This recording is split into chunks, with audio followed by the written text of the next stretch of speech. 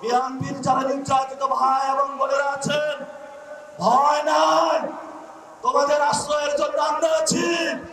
এবার ইলেকশনে দাঁড়িপাল্লায় ভোট দিবেন, এবার ইলেকশনে সাপলাকালিতে ভোট দিবেন, চাঁদাবাজি থেকে মুক্তি পাবেন, দখলদারি থেকে মুক্তি পাবেন, সন্ত্রাস থেকে মুক্তি পাবেন। আমরা অপেক্ষা করছি।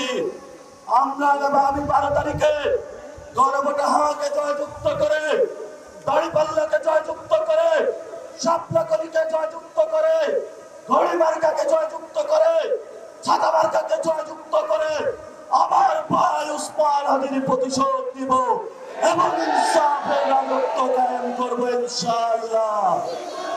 12 তারিখে আপনারা রায় দিবেন। যেই সব জমিদারেরা এখানে কথা বলে, এইখানে ছিলেন খোকা সাহেব, মাঠের মধ্যে কপালে তার রক্ত দেখেছিলাম। খোকা সাহেবের প্রতি আমাদের শ্রদ্ধা, কিন্তু খোকা পুত্র যেইভাবে জমিদারি ব্যবস্থা কায়েম করেছে, আপনারা আগামী 12 তারিখে ভোটের মাধ্যমে রায় দিয়ে তাদের জমিদারি ব্যবস্থা, দুর্নীতির ব্যবস্থা, চাঁদাবাজির ব্যবস্থা ভেঙে খান খান করে দিবেন। 72 ঘন্টা ময়েশ্চার লক সমৃদ্ধ লিলি বডি ওয়াশ, শিয়া বাটারের গুডনেস স্কিন রিপেয়ার করে রাখে সফট ও গ্লোয়িং, ছড়িয়ে দেয় লং লাস্টিং ফ্রেগন্যান্স। আপনাদের মনে আছে কিনা, ওবায়দুল কাদের সাহেব বলেছিলেন আওয়ামী লীগের 5 লাখ নেতা কর্মীর মাথা কাটা যাবে। আমরা ধৈর্য ধারণ করেছিলাম। আমরা বিচারে বিশ্বাসী, আমরা আইনে বিশ্বাসী। এই জন্য আইনের কাছে শেখ হাসিনা, খুনি শেখ হাসিনাকে আমরা সুপর্দ করেছিলাম।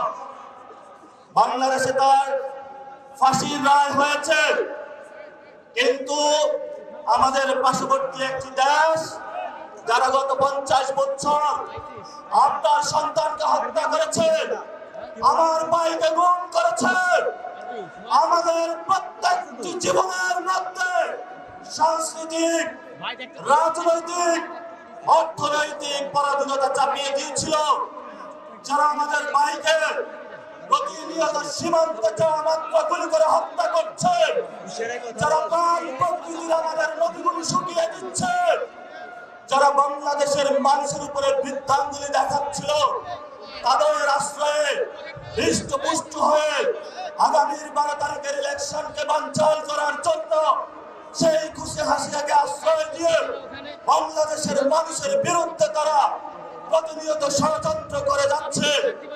আমরা তাদেরকে হুঁশিয়ার করে উচ্চারণ করতে চাই, যদি ডিপ্লোম্যাটিক রিলেশন করতে হয়, শেখ হাসিনাকে আপনারা দ্রুত ফেরত দিন।